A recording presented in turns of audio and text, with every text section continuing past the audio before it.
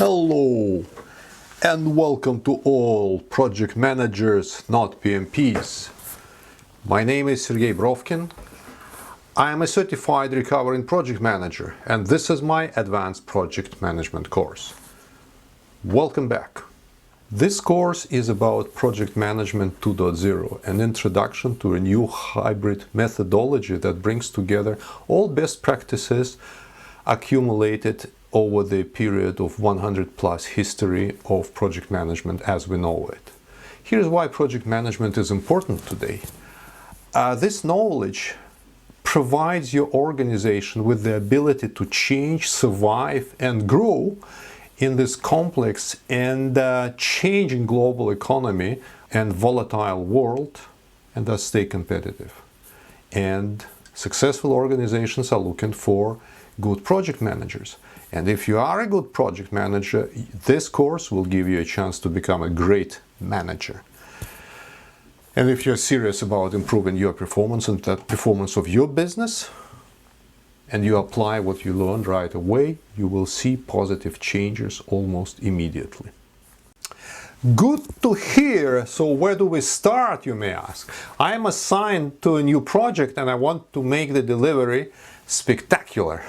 Today we will talk about how to start the project from the right foot.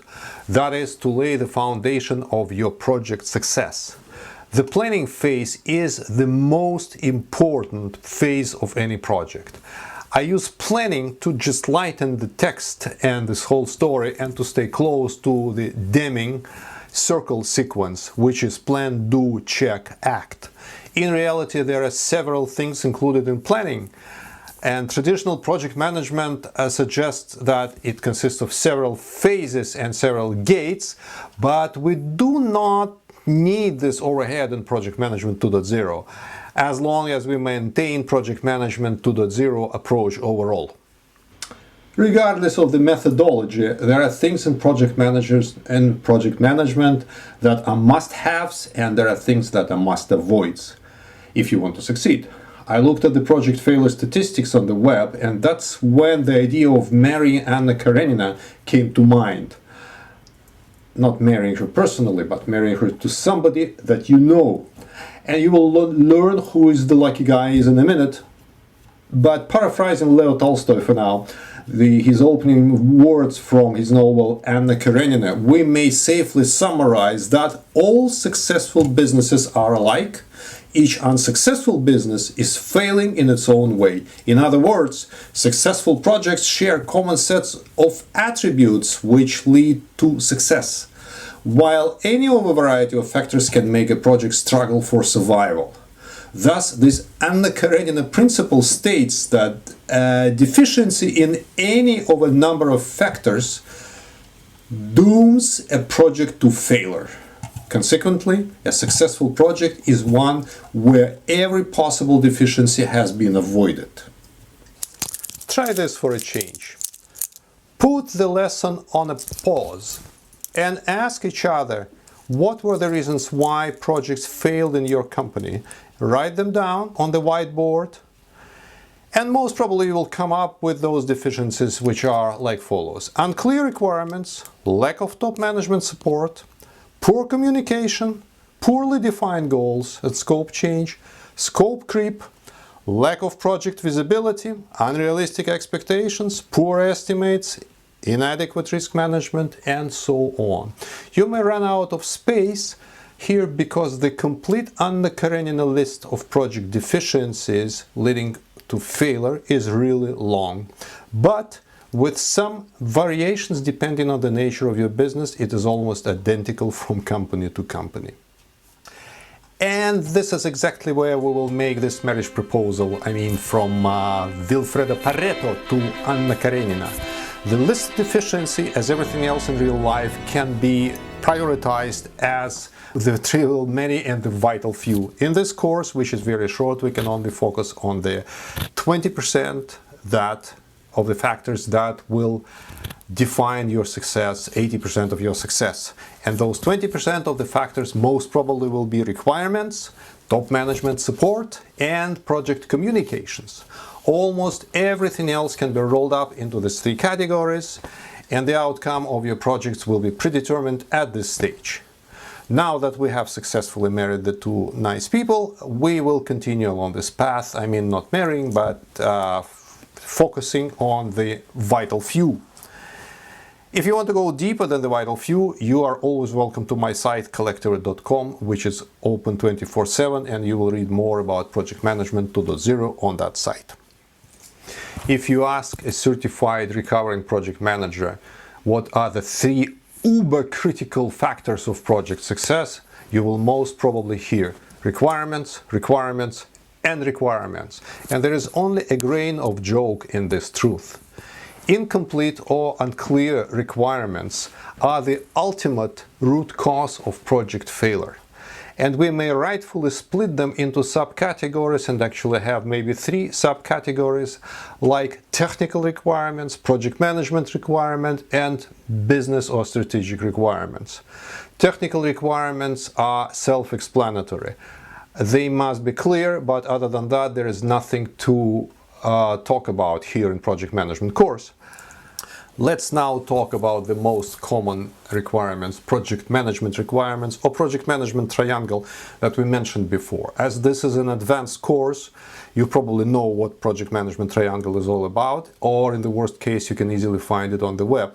Here is one counterintuitive detail that you may need to know. When starting a project, any project, you must determine at the outset which of the 3 project constraints you must respect in order to call your project a success, and which one of the 3 you are willing to drop.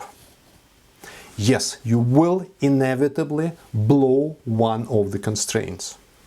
To drive it home, let's log this as the pro tip of the day. When planning your project budget, timeline, and scope, you have to decide before you even start your project which of the 3 you are going to blow. Doesn't sink in? Consider another triangle, a very real-life one. The triple requirements of a dream job. Think of a dream job, and most probably you will agree that your dream job should be well-paid, exciting, and legit.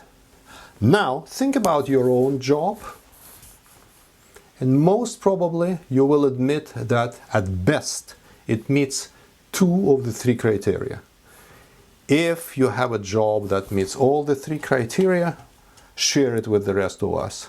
Likewise, of course, let the rest of us hear if you have ever delivered a project safely within the triple constraint.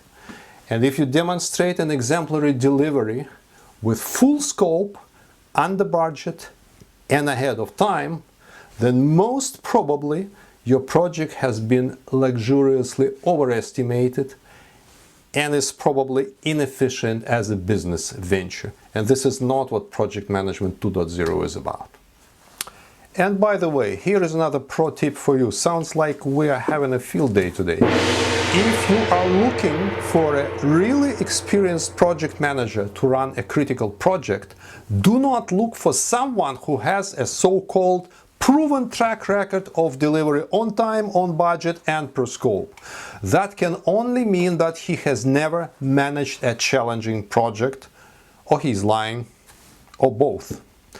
Come to think of it, counterintuitive as it sounds, but if you are required to have a complicated surgery and you're looking for a surgeon, you should not consider a surgeon with a clean record, like with 0 fatalities. That would probably mean that he refused to take on any complicated cases. I wouldn't fancy being his first. The seasoned project manager, as they call them, will probably know that in order to deliver projects successfully, the project manager must go beyond the project management triangle. To be certain about the constraints that you are willing to relax, you have to understand what is the purpose of your project. It is most probably rooted in the strategy of the company, but why are we doing it? What is the why of your project? And you have to figure that out before you start any real work on the project. There may be several reasons why the project exists, and possible strategic reasons are the obvious: make profit, Another one is also very common, is to kick out the competition. And another one could be research and development, to test the new technological solution on the real market. If the why is clear, then the project manager will be able to take correct strategic and operational decisions on the spot. What makes things complicated, and for project manager in particular, is that there are always two reasons why something is being done. One is a good one and the other one is the real one. So the project manager has to figure out the real reason, and for political reasons your sponsor may not want to share it with you, but you have to find it out. And if it is possible, the best case scenario, you have to include the purpose of the project in the project charter, the one most important document of your project. Now, what is that about, you may say? Another written document, God forbid, printed out and signed? We are all agile and lean and green all over the place. What are you talking about? Well, yes, that is my message from PM2.0. Project charter is a very important document and might as well sometimes be printed and signed. It's like project's birth certificate. And you are now a foster parent, by the way. Congratulations. In our age, with everything already computerized, almost entirely paperless and now contactless, I am sure all of you do have your birth certificates in physical form stored somewhere in a safe place. Likewise, project charter is a very important document. Project charter is in the PMBOK as well, and perhaps you had project charter as a mandatory document in one of your previous roles. You still have this aftertaste because it's usually a huge document. That is because it was before you learned about the Project Management 2.0 version of this document, which is Project Charter is a one-page document which defines the project goal, constraints, and possibly the true purpose. Although the project charter technically and theoretically is the authorization document that you receive from your sponsor, authorizing you to run the project and to use the necessary assets and funds, in reality this document rarely exists. But if you want to improve the chances to succeed, you will write it yourself and have it signed by the highest manager who has vested interest in the results of your project. This manager is your real sponsor. The signature on the charter indicates that this person has some serious skin in the project game.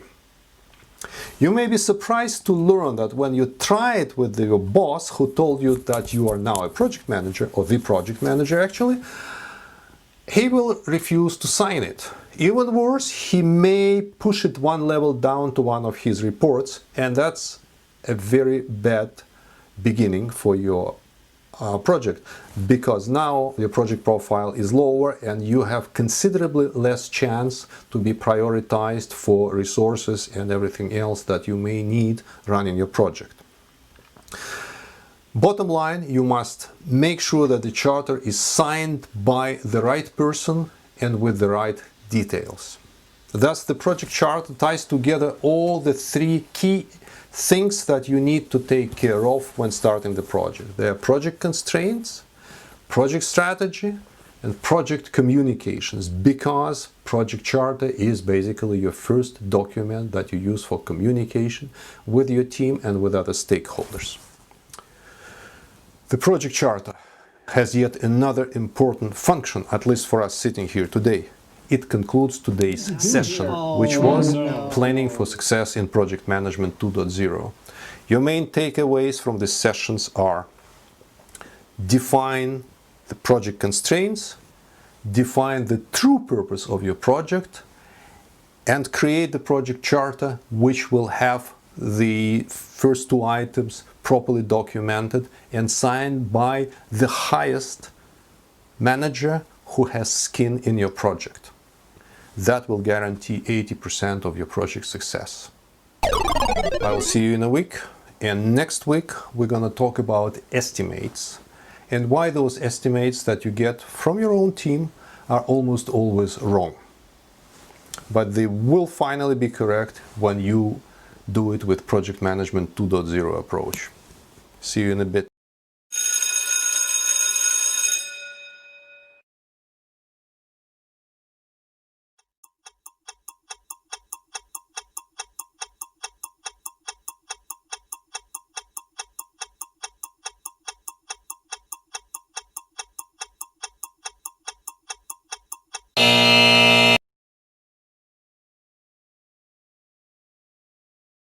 Question and answer. One question and one answer today.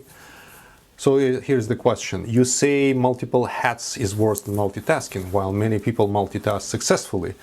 Why then we hear that people with ADHD, who may be considered continuously multitasking by default, are often more successful? My short answer to this question is multitasking of any shade is a fallacy.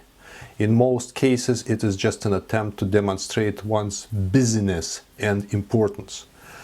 In many cases, it's a manifestation of one's inability or unwillingness to concentrate on something special, single target, and remain focused for the day or until you deliberately change your focus. Even if you are forced to focus on on several tasks, which is the case and the problem for many managers, when you are even forced to do that, you reduce your efficiency considerably, not increase it at all.